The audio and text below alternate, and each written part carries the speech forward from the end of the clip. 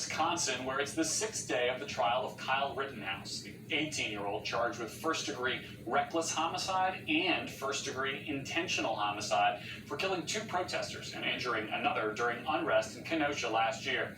The citywide protests erupted in Kenosha after the shooting of a black man, Jacob Blake, by a white police officer in August, and escalated into violent clashes between protesters and armed civilians who say they wanted to help guard businesses. This morning, the man Rittenhouse shot and wounded took the stand for the prosecution.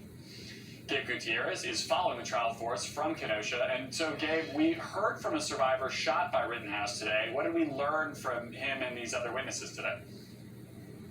Hi there, Derek. Good afternoon. So, yeah, his testimony is still ongoing, although the jury's out for a break right now. But, yes, it's 27-year-old Gage Grosskreutz who says that he had gone to this demonstration to serve as a volunteer medic, and that he ended up confronting Kyle Rittenhouse when he had seen that he had shot another man, the second of 2 people that Rittenhouse had fatally shot that night. Take a listen to his testimony a little earlier today about their interaction.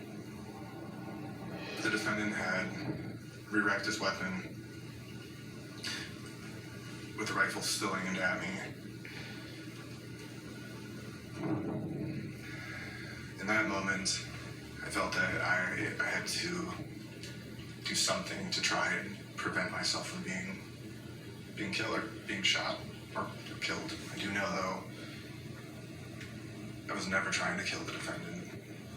That was never something that I was trying to do. So, Garrett, this is a critical piece of testimony at this point, Garrett. Of course, the prosecution saying that Kyle Rittenhouse was drawn to chaos like a moth to a flame, and essentially that he went after trouble. But the defense saying that this was self-defense. And during cross-examination today, the defense ripped into that witness, pointing out that he had a gun on him, that he had raised his hand and, waved the gun at Kyle Rittenhouse, and also brought up the fact that the witness is suing the city of Kenosha and that it would benefit him if Kyle Rittenhouse were convicted. So, Garrett, this testimony will continue today. It's possible that the prosecution could rest this case perhaps as early as tomorrow. Then it's the defense's turn, and earlier in the trial, Rittenhouse's attorneys indicated that he would testify himself during this trial. Garrett? All right, Gabe, thanks. Yeah, we'll be staying on top of that for sure. And thank you all for being with us for this hour. Chuck will be back tomorrow with more Meet the Press Daily. MSNBC coverage continues with Chris Jansing right now.